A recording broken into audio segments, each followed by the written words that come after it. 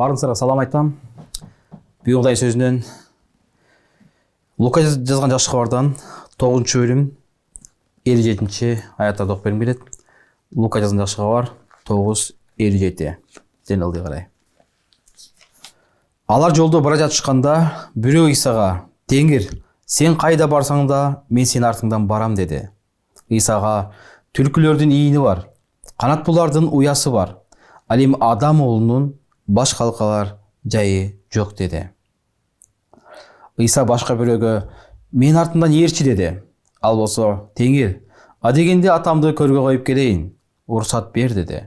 Исага: "Өлгөн адамдардын көмүнү өлүктөрдүн өзүнө кой. Сен болсо барып, Кудайдын патчачылыгы жөнүндөгү жакшы кабарды тарат" деди. Дагы бирөө мындай деди: "Теңир, мен сенин артыңдан ээрчим, бирок адегенде үйдөгүлөрүм менен коштошуп келейин, уруксат бер" деди. Иса болсо ага: "Сокону кармап алып, артына кылчактаган адам Кудайдын патчачылыгына жараксыз" деди. Бул окуяда Исаны ээрчигиси келген бир нече адам жөнүндө окудук. Исаны ээрчүү бул оңой эмес. Көп адамдар Исага ишенгендерге мүмкүн ар кандай сөздөрдү айтышат. Сен эмнеге ишенип кеттиң? Сен диниңди сатып кеттиңби? Жоксо сен башкага өтүп кеттиң, Исага ишенип кеттиң деген сыяктуу. Бирок Исага ишенүү бул оңой эмес экен. Исага ишенүү бул сейилдөө эмес. Исага ишенүү бул кайсы бир бааны төлөө экен. Исага ишенүү бул өзгөчө чечимдер экен. Бул жерден карадык, Исанын артынан ээрчиген шакирттер бар эле. Исанын артынан 12 шакирт ээрчиген, 70 шакирт ээрчиген, кийин айтылат да 500 шакирти болгон деп. Бирок аларсынан чыныгы ишенгендер дагы иргелип калган эле да. Кайсы бир шакирттери Исаны таштап кеткен учурлар болгон. Демек Иса бул жерден өзүнүн шакирттерин чакырып жатканда, мен артынан ээрчи дегенде кимди бирөө ээрчим деди, кимди бирөө анан ээрчим дегендей чечим чыгарды. Ушул эле бөлүмдөрдө 9-бөлүм 23-аяттарда Иса ошо ээрчүүнүн баасы жөнүндө дагы сөздөрдү келтирди эле. 9:23-тө Иса бардыгына кайрылып: "Ким менин артымдан ээрчигиси келсе, өзүнөн баш тартсын жана күн сайын өзүнүн айкашчыгачын алып, менин артымдан ээрчисин. Ким өз жанын сактап калгысы келсе, ал андан түбөлүккө ажырайт. Ал эми ким мен үчүн өз жанынан ажыраса, ал аны сактап калат. Анткени адам бүт дүйнөгө ээ болуп, бирок өз жанын жоготсо, же өзүнө зыян келтирсе, агандан эмне пайда?" Демек, ким Исанын артынан ээрчигиси келсе, өзүнөн баш тартсын жана өзүнүн айкашчыгачын алсын деген экен да. Демек, бул Исанын артынан ээрчүү жөн эле сейилдөө эмес экен. Ал жөн эле мындай ишенем деген эле нерсе эмес экен. Исанын артынан ээрчүү өзүнөн баш тартуу экен. Демек, биз бул окуялардан байкасак, Иса өзүнүн артынан ээрчигендерге болгон жоопторун көрсөк болот. Биринчи адам айтып атат бияктан: "Иса, сен кайда барсаң дагы, мен сенин артыңдан барам" дейт. Ошондо Исага айтып атат: "Түлкүлөрдүн ийини бар, канат булардын уясы бар, ал эми адам уулунун баш калкалар жайы жок" деп. Эмне үчүн мен барам деп атса, Иса ага кайсы шарттарды айтып атат. Иса ал Теңир, ал Кудай. Ал жүрөктөрдү билет ал. Кандай ниет менен адам ойлонуп атат, эмне максат менен ал баргысы келип атат, Иса баардыгын билген да. Эми карасак, Исаны деги эле буга чейин деле көптөгөн адамдар ээрчиген, бирок ар кандай максатта ээрчиген. Кайсы бир адамдарга Иса айткан: "Нан үчүн издеп жүрөсүңөр, курсаңар тойгон үчүн издеп жүрөсүңөр, жердеги нерсе үчүн издеп жүрөсүңөр, бирок асман үчүн издегиле, түбөлүктүүлүк үчүн, түбөлүк нан үчүн издегиле" деп айткан эле да. Ошондо көп адамдар аны ээрчие албай калышкан. Бул жерден дагы кайсы бир шакирт Исанын артынан барам, мен сенин артынан ээрчим, сенин артынан калбайм дегенди айтып атат. Бирок Иса ага түлкүлөрдүн, канаттуулардын уясы, ийини бар, бирок адам уулунун баш калкар жайы жок. Адам уулунун жерде үйү жок. Демек, башкача айтканда, адам уулунун жерде байлыгы жок, анын материалдык эч кандай нерсеси жок деп айтты да. Эмне үчүн аны айтып болду экен? Исанын жүрөгүн билген. Анын жүрөгү жердик байлыктарга байланган. Мүмкүн ал Исага ишенсем, Исанын артынан жөнөсөм, Иса мага бир нерсе берет. Мүмкүн байып кетсем, мүмкүн жакшы нерсеге ээ болом деп ойлогондор да. Бир жолу бир адам жыйынга келип жүрдү, чогуштара катышып жүрдү. Анан бир күнү келип туруп айтыптыр. Качан мага акча беришет депчи. Анан бул жерде акча бербейт, бул жерде адамдар бияка Кудай сөзүн угушчу келишет деген ошондон баштап келбей калды. Көп өтпөй ал адам бир адамды өлтүрүп алып түрмөгө камалып кетти да. Карасаңар, кайсы учурда адамдар Исанын артынан ээрчигиси келет, бирок материалдык бир нерсеге ээ болуш үчүн ээрчигиси келет экен. Бул андай адамдар аны ээрчи албайт. Исанын андай адамдар ээрчи албай турганын айтып жатат. Бул адамга жакшы азаматсың, сен менин артыман ээрчисең батак ээ болосуң, көп байлык ээ болосуң деп айткан жок. Жакшы ээрчигениң, бирок менде эч нерсе жок сага бере турган. Жердеги байлык жок, менде асмандык байлык бар экен, байлык бар дегенде Иса айтып атат да. Бир учурда Исанын жанында жүргөн жүйүт шакирти ал Исаны көп жыл ээрчиген. Аны 3 жылда ээрчип жүргөн. Бирок Исанын жанына жүрүп анын жүрөгү өзгөргөн жок. Анткени анын максаты, анын ээрчиген максаты башка болчу. Анын ээрчиген максаты кайсы бир акчаларды уурдап алуу болчу да. Эгерде бүгүнкү күндө Исанын артынан ээрчип жүрөм десем, Исаны ээрчигим келип жатса, бирок кайсы бир башкача максат менен, жердик байлыкка умтулуу менен, жердик баалуулуктар менен ээрчи турган болсом, аны ээрчи албайт экенмин. Экинчи адам бул жакта мындай деп жатат. Иса башка бирөөгө менин артымдан ээрчи деди. Ал болсо, Теңир, адегенде атамды көргө коюп келейин, уруксат бер деди. Исага өлгөн адамдарын көмүүнү өлүктөрдүн өзүнө кой. Сен болсо барып, Кудайдын патшачылыгы жөнүндөгү жакшы кабарды тарат деди. Бул адамга болсо Иса өзү сунуш кылып атат. Менин артымдан ээрчи дейт. Бирок ал адам болсо эмне деп жатат? Адегенде атамды көргө коюп келейин. Адегенде атамды көргө коюп келейин. Бул адамдын дегеле атасы ал тирүү болчу. Ал көргө кое турган күн эмес эле. Атасыныкы дагы көпкө жашамак эле. Бирок ал айтып жатат, атам дагы жашыраак. Ал карысын, анан каза болсун, анын мурасын алайын, андан кийин мен сенин артынан ээрчийм деген сыяктуу айтып атат да. Бирок Исага не деди? Өлүктөрдү коюуну, өлүк адамдардын көмүүнү өлүктөрдүн өзүнө кой. Бул адам болсо көп учурда ушул Исаны ээрчүүнү экинчи планга калтырып коет экен. Биринчи атамды кылайын, атамды көмөйүн, андан кийин сен Исанын артынан ээрчийм дегендей. Атасы көмүшү да бир нече жыл өтмөк эле.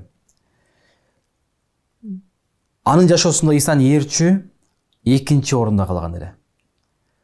Ал дароо Исанын артынан ээрчип кеткен жок. Кудай караштырат атамды деген жок ал. Биринчи мен биякты бүтүрөйүн, анан тиякты кылам деп. Бүгүнкү күндө кайсы бир адамдар бар, мен азырынча Исанын артынан ээрчи албайм. Азырынча мен ага арналып кызмат кыла албайм. Анткени менин кыла турган кайсы бир пландарым бар, кайсы бир иштерим бар. Ошону бүтүрөйүн. Андан кийин Исаны кызмат кылам, анан ээрчийм дегендей. Бул адамга да Иса айтып атат, ал нерсени өзүнө кой, аларга бул өлүк иштерди өзүнө тапшыр, өлүк иштер өзү болсун дегендей. Ал эми сен менин артыман ээрчип, асман патшачылыгы жөнүндө жакшы кабар тарат дейт да. Бүгүнкү күндө өкүнүчтүү кайсы бир адамдар чындап эле мен профессия алгандан кийин, мен окуп бүткөндөн кийин, мен үйлөнгөндөн кийин, мен үй алып алгандан кийин, мен машина алып алгандан кийин деген сыяктуу жана башка нерселерди шылтоо кылып айтып, мен андан кийин кызмат кылам деген сыяктуу өздөрүн өздөрү алдайт. Бирок Теңир айтат, колуңда болгон нерсе менен кызмат кыла бер. Жашап жатып, кетип баратып кызмат кыла бер дейт. Азыр эмне бар колуңда? Ошону менен кызмат кыл. Ошо менин артында ал. Калганын Кудай өзү караштырат. Окуй бер, бирок окуп баратып Теңирге арнала бер. Умтула бер бир нерсеге, бирок ошентип баратып Теңирге арналып кызмат кыла бер дейт. Мени эч качан экинчи планга калтырба дейт. Бул адам болсо Исаны жашоосунун экинчи орунуна таштап койгон эле. Көп учурда ошентип биз убакытты өткөрүп эткенбиз. Мен кийинчерээк кылам, мен ананраак кылам, биринчи атамды көмүп келейин деген сыяктуу жана шакирт кылышып айтат экенбиз. Бирок биз эртең эмне болот турганын билбейбиз. Эртеңки күнүбүз биздики өтүп кете турган биз кепилдик бере албайбыз. Убакыт абдан жакын, Исанын келиши абдан жакын. Иса ар бир адамга жекече да келип калышы мүмкүн. Эртең биздин ден соолугубуз болобу, болбойбу аны да билбейбиз. Ошол себептен көп учурда биз өзүбүз алдабашыбыз керек экенбиз. Анан кылайынчы, биринчи тигинди бүтүрөйүнчү деп эч качан айткандан сак болуш керек экенбиз. Үчүнчү адамды карасак, бул жерде 61-62 аятта дагы бирөө мындай деди: Теңир, мен сенин артыңдан ээрчийм, бирок адегенде үйдөгүлөрү менен коштошуп келейин, уруксат бер деди. Ыйса болсо ага: сокону кармап алып, артына кылчактаган адам Кудайдын патшачылыгына жараксыз деди. Бул жерде дагы бирөө Ыйсанын артынан ээрчигиси келип жатат да.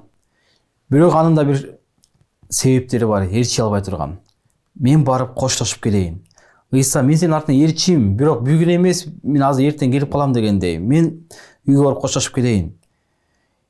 Бирок Ыйса айтып атат: сокону кармап алып, артына кылчактаган адам болбойт деп. Эмне себептен коштошуп келгенге болбойт эле? Макул, үйүңдөгүлөр коштошуп кел, анан мени менен жүр десе болот эле да.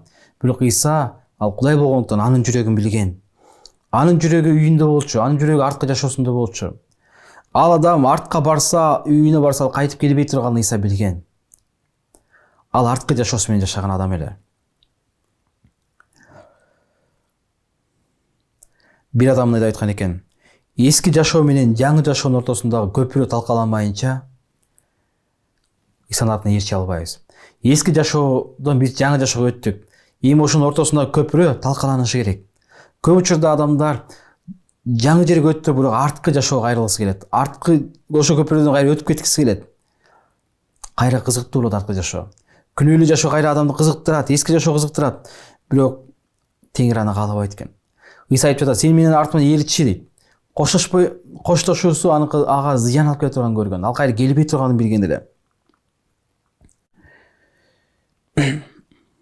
Көп учурда жашообузда мындай бир нерсе менен мындай шайтандын азгырыгына алданып калган учурларыбыз болот. Шайтан көп учурда айтат: артка жашооңду бир эле жолу кылып көрбөйсүңбү?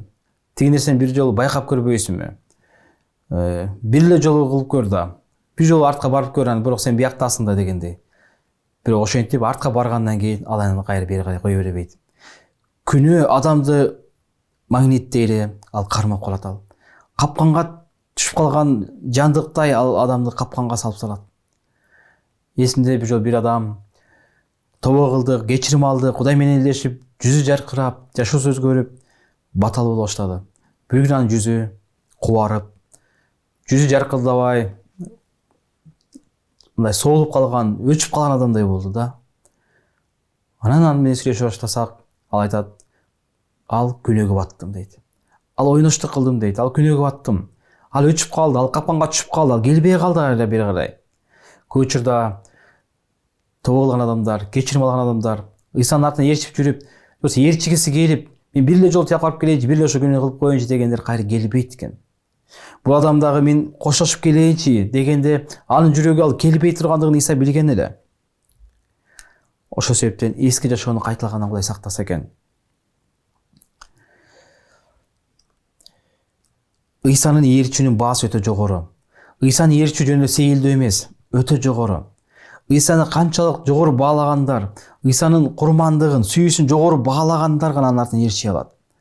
Ыйсанын курмандыгын баалагандар анын артынан ээрчийт. Ал эми аны баалабагандар аны ээрчи албайт экен.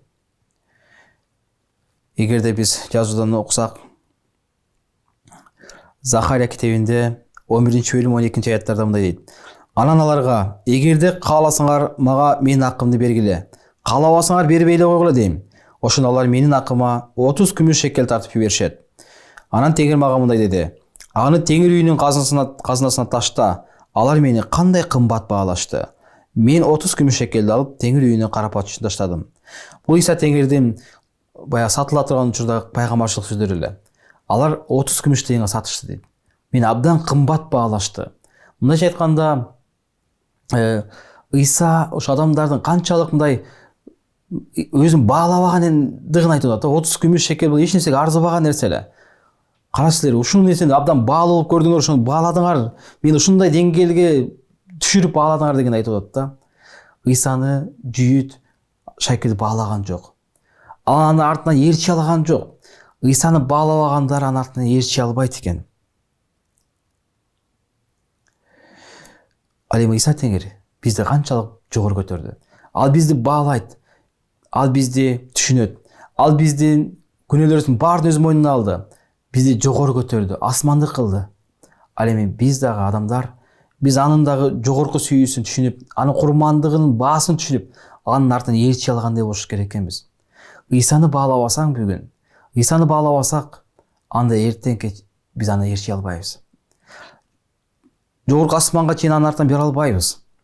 Ошол себептен Теңир айтат, Ыйсанын артынан ээрчи дейт. Мен артынан ээрчи, өзүңөн баш тарт. Бул оңой эмес. Ошол себептен бирок ушу оңой эмес жолду тандоого чакырат Теңир. Кыйын жолго чакырат. Бизди азырыктар кайсыл шаарда жүрбөйлү, кайсы жерде жүрбөйлү, баардык жерден корчап турат. Бирок Ыйсаны баалаган адам ошонун баарынан жеңип, анын артынан басып бара алат экен. Кудай батасын берсин. Ыйса Теңир жүрөгүбүздө жогору баалуу болсо экен. Аны ээрчүү оңой эмес экендигин, бирок аны ээрчүү бата экенин түшүнсөк экенбиз. Кудай ар бириңерге батасын берсин. Аминь.